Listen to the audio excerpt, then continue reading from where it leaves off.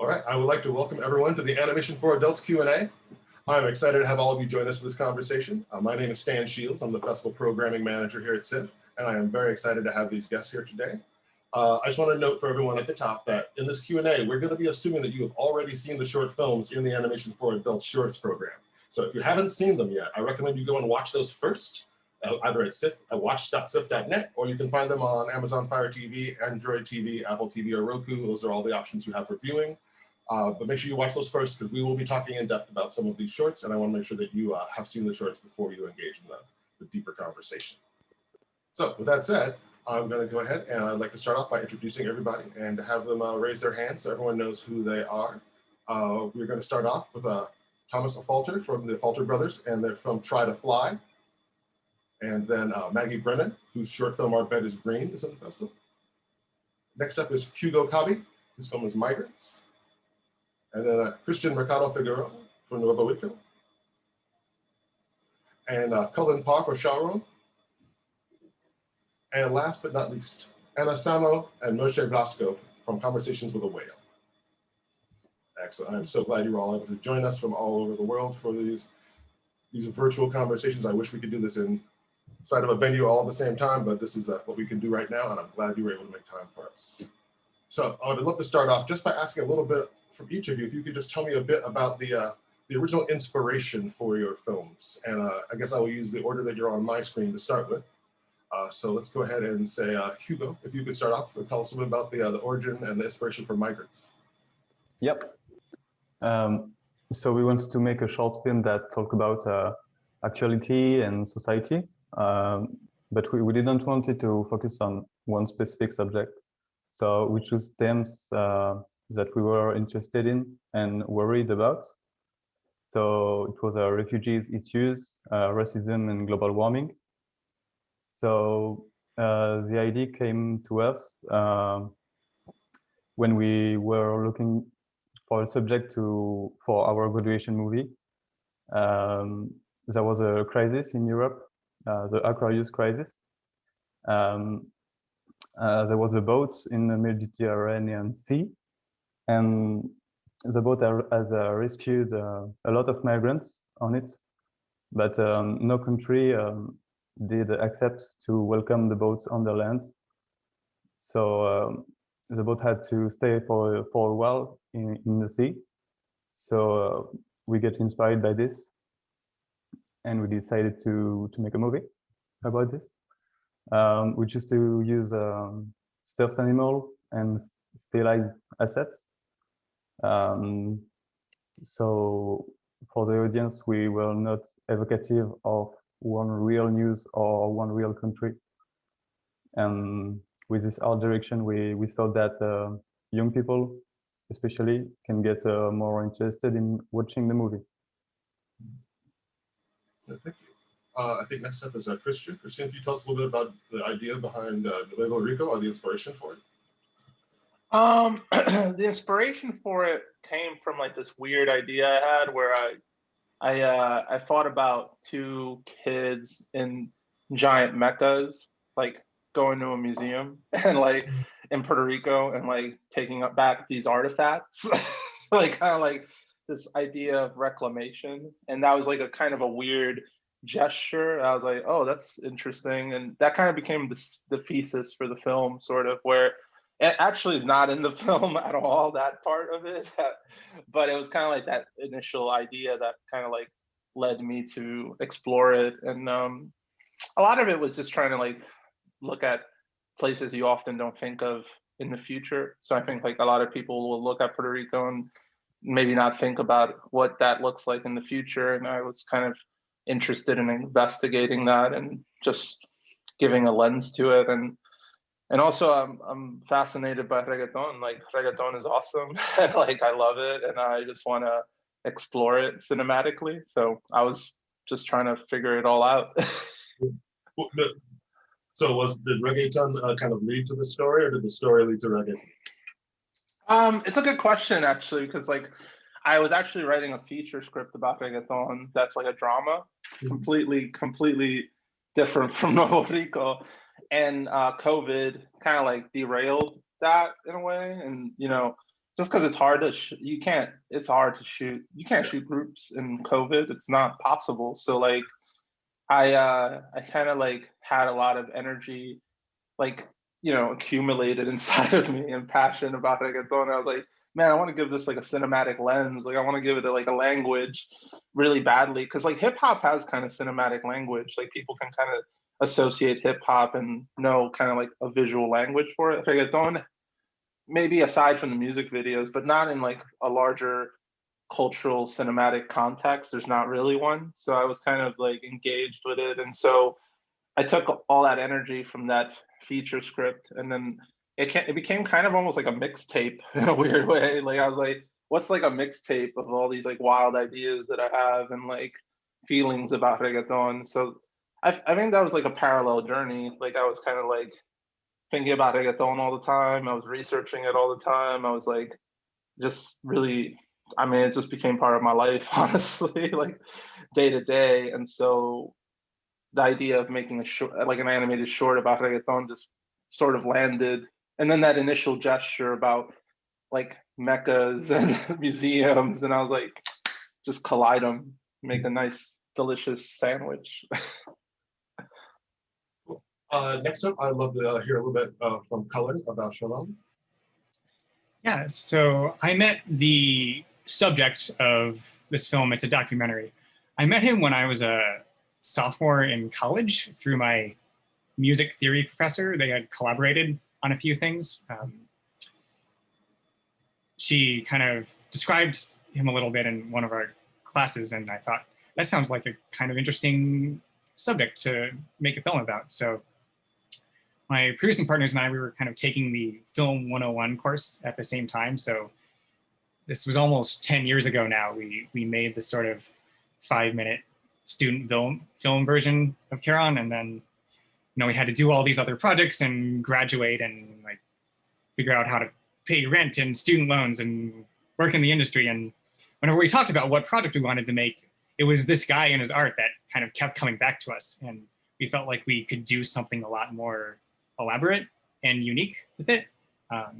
So I was really inspired by trying to kind of break reality a little bit and use animation to just kind of create this very surreal experience and kind of show us the inside of our subject's head. Because that was something I had never really seen before, and I saw potential there. Since you are the only documentary in this group right now that we have on screen, were there any particular changes to your process or challenges you had with working with a human that you have not had in your other animated work? Were there things you had to adapt to in terms of accommodating the gentleman in question? He fortunately was actually very, really generous in how much he shared with us. He was actually, in our first meetings, he was maybe a little more stiff and a little more composed. But the more time we spent with him, the more he ended up opening up. In terms of animating, I mean, I was very careful to base a lot of the visuals off of his own artwork because I wanted it to come from someplace really personal and specific. So he provided us with a set of probably a dozen CDs of high-res scans of like years and years of his art, and that was really helpful for us along the way. But he was in terms of the overall approach of using animation, he was very open to it. I tried not to think too hard about how I was animating all of it and just sort of go intuitively, and but it all worked out. He said he has even told us that some of the things I animated were exactly how he saw them in his experiences when that originally produced the images. Cool, that's very cool. It's always great to hear that. I think next up, Anna and Moshe. So the very original impulse was after I made a paint on glass animation film about a man and a whale that got rejected like by tons of festivals. And it was so bad that I would get like 5 to 6 to 7 rejection letters in 1 week. And they all would sound the same. like at the beginning you would read, you guys know, it's like you would read it through and then you would just need like first couple of words and then you would be like, it all would be the same, of course. So you would know. And there was of course the starting point for a very long process of processing and depression and coming out of depression, whatever. And one of the things that I took out of it was that I really wanted to change my animation process. I didn't want to plan things that much anymore. And the other thing was that I really didn't want to be alone in it anymore. So from the very early on, I was looking for someone to collaborate with. And that's when Matcha came in. She's she can tell about the beginning a little bit herself. Of the process with the movie. Well, it all became, like I was, and it was really nice to be involved in the process of creation, like throughout that, not coming with the sound at the very end, but being involved in that conversation and also feeding back each other. What was the character? What was the process when Anna herself was going through that in her life and trying to transmit that to the film and the evolution of that. And also, I mean, as an artist with a lot of rejection letters, I could also relate myself. So, and then it was an ongoing conversation from there on. Yeah, and it was going to be an experimental, non-narrative film, and then it became something very different. And Matcha was really patient with me throughout this journey. And next up is Maggie Brendan.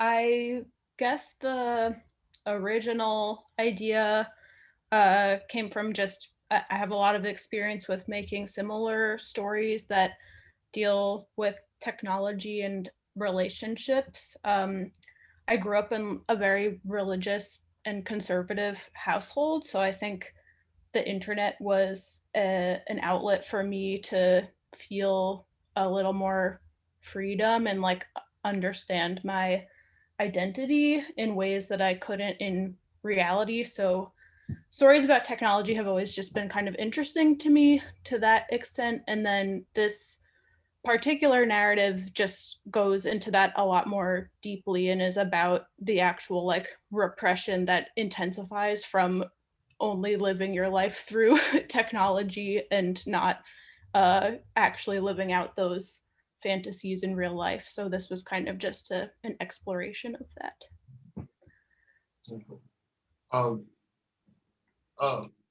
Hugo touched a little bit on this. I just want to kind of circle back to it. A number of you have used animals either as actual characters in your films or as symbolic, perhaps, characters, or both. And I'm curious a little bit about what was the inspiration for those specific animals, and also what that choice meant to you specifically for your films themselves. So I'm thinking kind of the role of the whale in Anna's film, and I'm thinking of the polar and the brown bears in Hugo's film, as well as the owls in Thomas's film.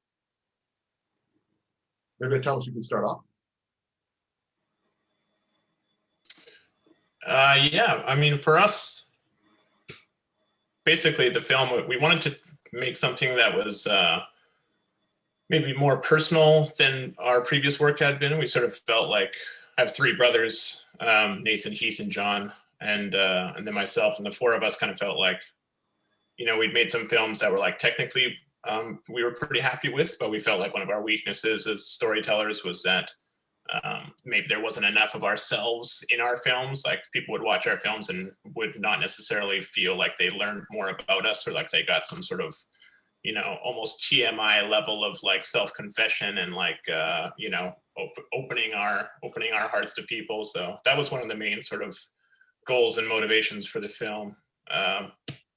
That said, we're not huge fans of like doing stuff literally. Like people always tell us, like in pitch meetings all the time, people will be like, you should do a project about four brothers. Have you guys thought about that? Like, have you ever considered like a four brothers thing, right? And we're like, right, we're four brothers, yes, we get it. And I guess maybe one day we will, but like there's something I think that's a lot more interesting about you know, taking something that's very personal to you and then transposing it into a different format so that the audience doesn't feel like, you know, they're kind of like, I don't know, being preached at or something like that, or it's less literal, so it becomes more interesting in that way.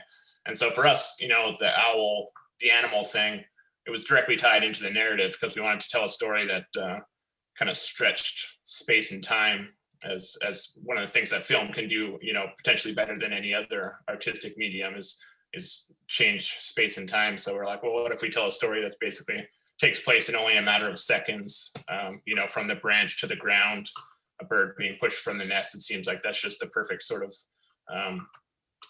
opportunity to tell a sort of crisis film or an existential crisis or a coming of age story or something like that. And then in between there, we'll explore this hypothetical future life in bits and pieces and all the things that that represents. So why was it an owl specifically in terms of birds? That was because of our grandma. For a while, the film was like kind of a tribute to our grandma who had passed away like basically the year that we conceived the film. So we kind of wanted to do a little shout out to her. She had this random owl collection, like hundreds of owl collectibles all around her house and stuff like that. I got one of them in the background. It's right there. You can see it on my shelf. But yeah, I mean, and it had to be a bird because the concept was getting pushed from the nest for the first time. So it was just part of the narrative, kind of part of the DNA of the project. Excellent. That turned out very well. Thank you. Thanks. Anna, maybe you could tell me a little bit more about the symbolism of the whale, because the whale does kind of open and close in certain ways, structurally, the story you're telling. So I'm curious a little bit about that. Well, the whale comes from that rejected film. So it was, for me, it was a symbol of kind of, it comes a little bit from the story of Jonah from the Bible, from the person who gets swallowed by the whale and then spends 3 days inside of the whale and comes out reborn and knows its own way. And for me, being inside of the whale is like being one with the world and with yourself.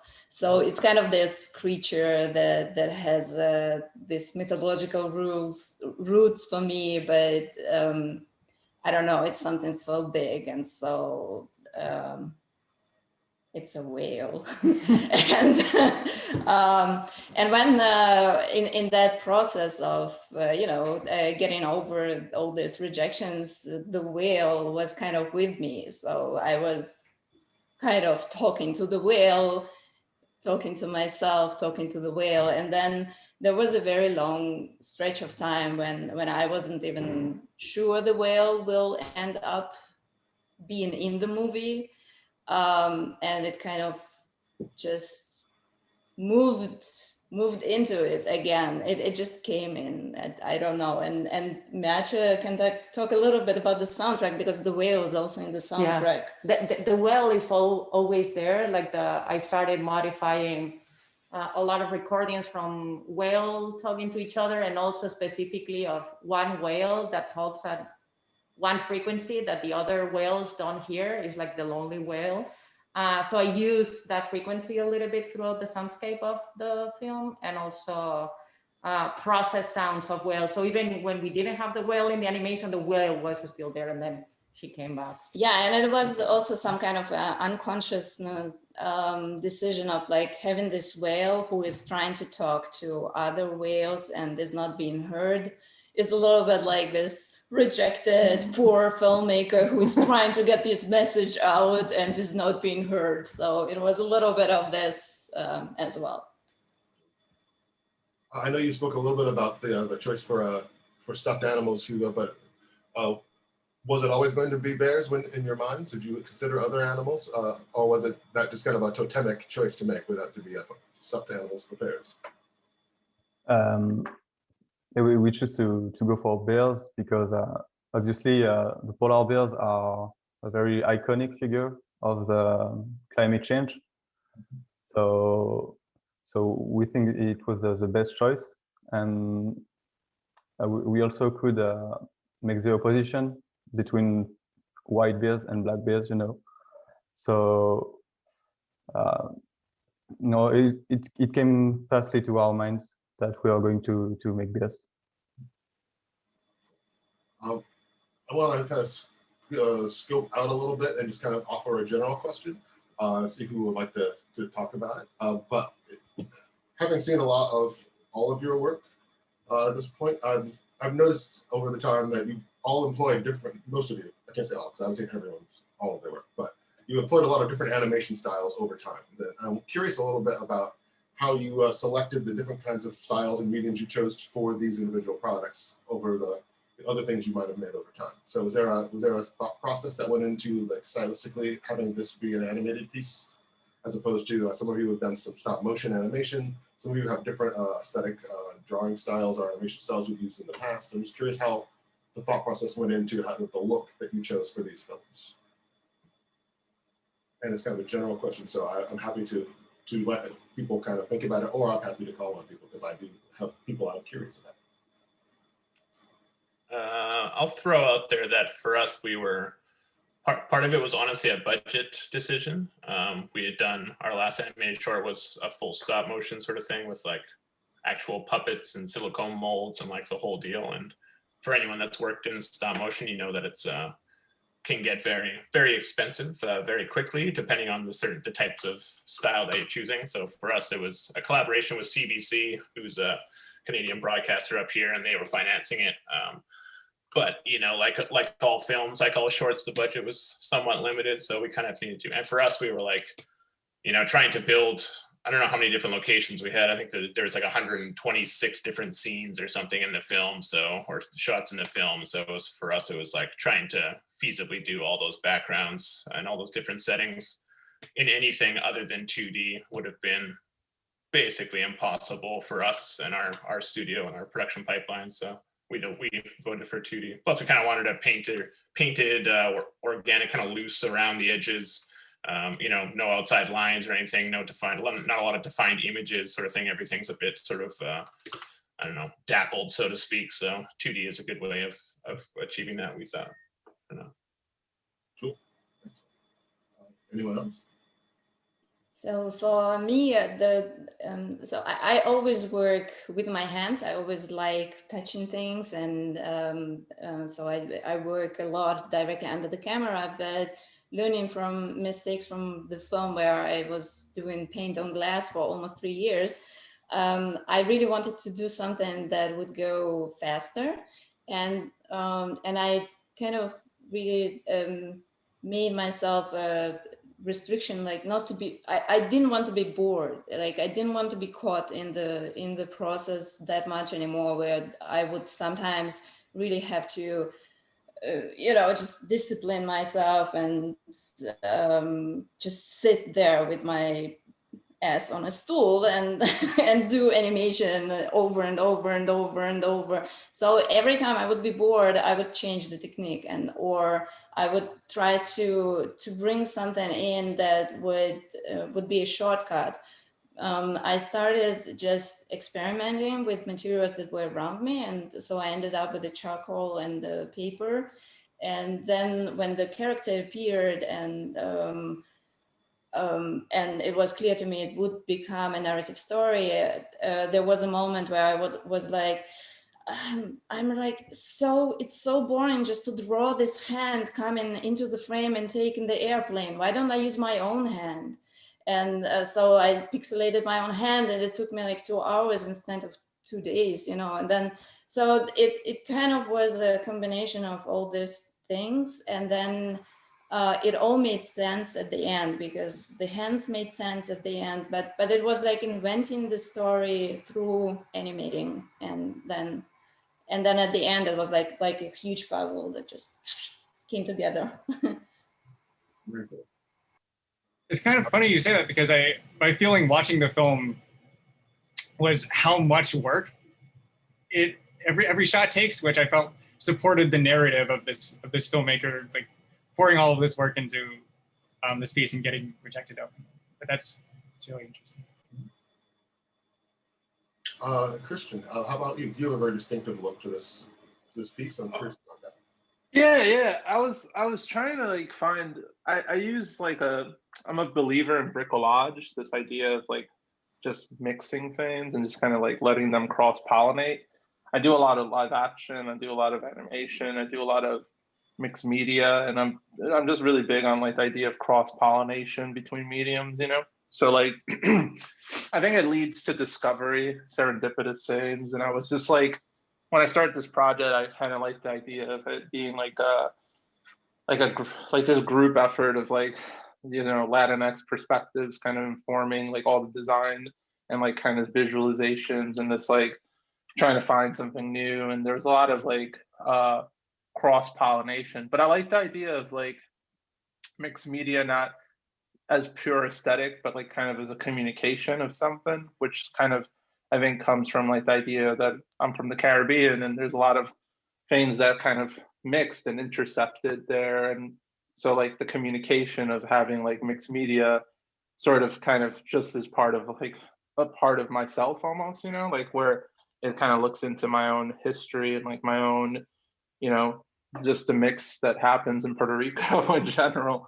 And so I think that's kind of like the motivating force behind it, really.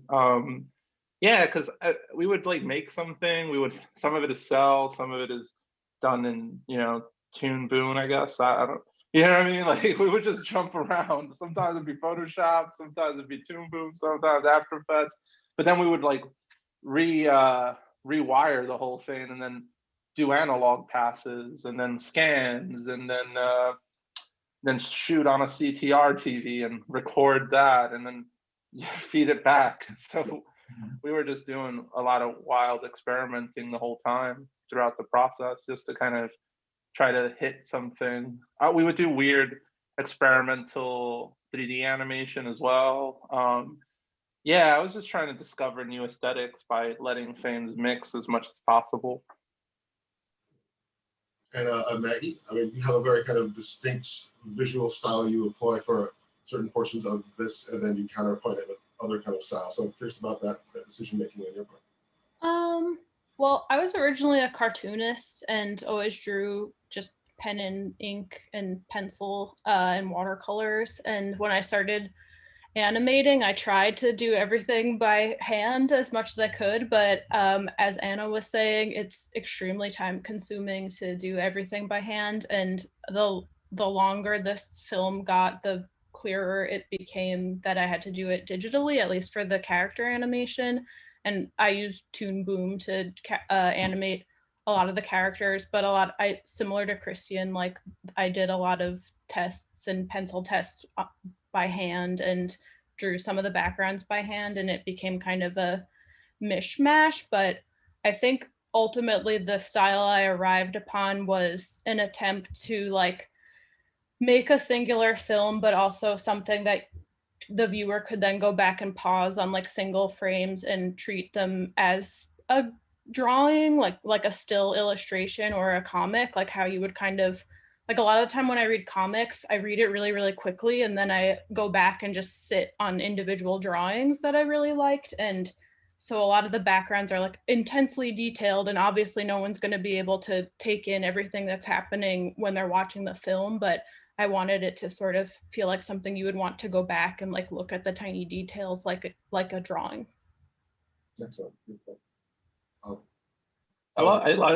Maggie, I love those details on your short. They're really good. There's like a lot of like cool little references and stuff. Yeah. I don't think anyone can catch them in the first sweep, but I hope that they are exciting enough that people would want to go back and just look at them on their own. Actually, this would be a really good moment to see. I have this in my list of things to do at some point. I'm actually curious about if there's any questions you have for each other. Anything now that you've seen each other's films, anything that you're curious about, whether it's like in terms of technique or vision or concept. If there are any things that you wanted to ask each other, so that it isn't just me kind of throwing out my own personal curiosities. But if there's things that you're curious about each other's work, I'd love to have a moment right now for people to kind of chat about it. And feel free to do that as we kind of go through this next little section before the end. I can continue to ask questions, but I also want to give you time. Maybe I when I was watching your film, somehow it reminded me of Susan Pitt's work. Is there any like inspiration coming from there? Or, I mean, I love Susan Pitt a lot. I That's the first time I've ever heard that comparison, but I take it as a compliment. I don't think I looked at any of her work in particular for this film, but it's like totally conceivable that it just oozed into something that I did because I love her. But thanks. Are there other animators that you are personally inspired by or have inspired you in the past that anyone wants to mention? Real quick, I had a question for Hugo. Like, what was the process for making the style? Like, is it all stop motion? Is it all stop motion? Like, I was watching it, but I couldn't. Sometimes I was like, is this CG? Like in my head. Yeah, it is all CG. But Oh, we were. it is. Oh, it Yep. is. Oh, But wow. we get very inspired by stop motion. We try to match stop motion style as much as we can. What render engine did you use? Guerrilla render. Which one? Guerrilla render. Oh, I don't know that. I'm gonna research that. I was like, Yeah. I was like, this looks so good. Like I couldn't figure it out at first glance. You know, I might do a second pop in and study it now. Thank you. We're probably getting close to wrap it up unless someone has any other questions for each other. But I wanted just to kind of take a moment right now because we're so excited to have you all in our festival, but we know this is part of your artistic life and not the end of your artistic life. And I'd love to know a little bit more about what people are, what their plans are for their films in the future. If there's more places that they'll be showing, if there's other work that they're going to be working on that is coming out soon, partially for my own personal professional interest, but also I think people would really like to see more of your work. And then I'll wrap up with one last final question. So if there's anything that's on the horizon or next up for these films, I'd love to hear a little bit about that. Well, let's start. Well, I'll just get it out. The film just got selected for Annecy, which I'm very excited about. It's going to be an official competition, and it's also going to be shown in Stuttgart. Other than that, I'm working on a new little film that is actually a story for kids about light switches. And Matcha here has actually, is it allowed to talk about it? No. She's doing a cool thing. I'm just working on a 3-act performance in The Shed, which is a new space that opened in New York. So I think it will be the first in-person performance. So I'm building instruments around that. It's a lot of work, but exciting after 1 year of no performance in real life. Yes, definitely. So Hugo, what's next on your radar and next for Migrants? We are selected for the Visual Effects Society Awards in Los Angeles. So it's a huge accomplishment for us. I don't know what to say. It's really great to be there. I hope it is good to be there, even if we don't get any awards or something. It's just amazing to be there. But I cross my fingers. Excellent. Well, congratulations. Thank you. We'll just use my screen again. I think that next up will be Christian. Oh yeah, I'm like obsessed with Rico, so I'm like just figuring it out. So I'm just like kind of keep working on it and making some more stuff because I kind of want to try to extend it to be like longer format, you know. So I'm just kind of working on that right now, and then it'll be in like a couple festivals, so it'll kind of keep making the rounds. So I'll probably post it somewhere. Maybe a website or Instagram or any other type of medium, Facebook.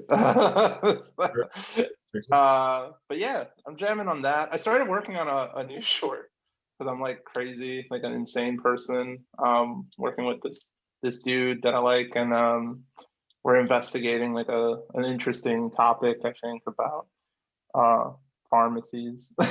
So see what that leads to. Thomas, what's up with the next up with the Halter Brothers? Yeah, lots of different things. We've got our company, we do all sorts of stuff. We do live action and different types of animation, and it's like a service side of our company, and we've got some commercials and stuff like that coming up. That's kind of what like keeps the lights on, pays the rent, so to speak. And then we develop features and series and stuff like that, and bigger stuff then, and pitch them to the people that have the money, all the money to make them. So yeah, we got a few different things. We got a live action doc series, limited series, or it could be an independent feature sort of thing. It's kind of like a true crimes ish type story that we've been kind of sitting on for a few years. That it's got some good momentum right now, pitching that around, and got a couple other things. Simone Swan, who is the voice of the owl and also one of the writers in the film, her and us are developing an animated series. It's kind of like a throwback, like you know, Dust Bowl era, like Roaring 20s, kind of like Over the Garden Wall style, like series type thing that's kind of coming together slowly. And got a stop motion Christmas feature that we're trying to convince someone to make. It's like also a very like wholesome sort of thing. A lot of our stuff is wholesome, man. I'm not gonna lie. When we tell people what we're working on, it's like all our friends are working on these really cool, like oftentimes dark, and like honestly, a lot of your guys' films, like pretty much across the board, I was like, these are cool films. They're just like so dope. And then what we're doing is like a lot of like wholesome sort of like heartfelt, good feeling sort of stuff. So I don't know. Sometimes I feel embarrassed telling people we're like, we've got a family feature that's just like a live action stop motion hybrid sort of thing, but it's again, just a wholesome, like restore your faith in humanity type film. I don't know. It's a little bit, it's for the whole family, you know? There's room for all of that. There's room for all of that. That's not embarrassing. That's very good. The world needs wholesomeness. Don't be embarrassed. Okay, perfect. Thank you for accepting me, guys. Maggie, since you were just speaking, how about you? What's next up for you? Well, for this film, it will be in a few more festivals coming up, and yeah, I have a day job where I make wholesome animations for students. I make like educational animations, and otherwise I'm working on like a few smaller projects. I'm a part of this like artist series that is like 34 artists' renditions of these poems that should be out like at the end of April. And I also just signed on to do backgrounds on an animated short film that is being, the production kind of starts in full swing over the summer. And it's a comedy, which is fun because I kind of like want to go a little more into the realm of comedy, I think. So that should be an exciting time. I think Cullen, I think you are the closer. All right. Yeah, so Charon is close to the end of its festival run. If you look at the laurels, we actually started in late 2019, and then the pandemic sort of shuffled things a little bit. So we're probably looking at an online premiere sometime later this year, next couple months maybe. Other than that, I am freelancing in motion graphics and kind of title sequences. If you actually just today, Kong vs. Godzilla has released on HBO Max. I worked a little bit on the title sequence and the studio logos for that, so check that out. I worked on a feature documentary with a longtime collaborator of mine. She was actually the executive producer on Charon. That's called Coming Clean. It's about the opioid epidemic, which I think you can watch. I think it's still running through Lemley Virtual Cinema. I did a bunch of graphics and a lot of different kinds of animation for that. We're all really, really proud of that. In terms of personal work, Charon was this huge, all-consuming effort that took years and years. So I recently have been enjoy doing kind of more meaningless stuff, little 10-second loops, and just more experimental types of work to sort of reset and refresh, but always kind of following the instincts. Yeah, well, I think that's how all of you, I think, have gotten to where you are now, in terms of the work you're doing, the quality of things you're bringing to the table. And I just want to thank you all so much for taking the time to talk with us, and just to express for a moment how much I personally have loved all of your films, and I look forward to whatever you're going to do next. And please feel free to let me know. You can reach out to me and tell me when those things are ready to be looked at by others, and you feel okay with that. And I'm happy to look at them. And I hope to bring them all back to our audiences in the coming years to come. So with that, I want to thank you so much for taking the time to join us. And those of you at home, make sure, if somebody ignored my warning beforehand and watched this Q&A before watching the shorts, hopefully, if nothing else we did today, we can encourage you to go back and actually watch these films, because they're very much worth your time, and they're very much a special part of the festival. And I want to make sure that everyone gets a chance to look at this. So thank you all so much, and I hope you all enjoyed your time here this afternoon, and I look forward to seeing you more in the future. Cool. Thank you very much. Thank you. Thanks a lot. Great talking with all of you. Take care, everyone. Thank you. Thanks.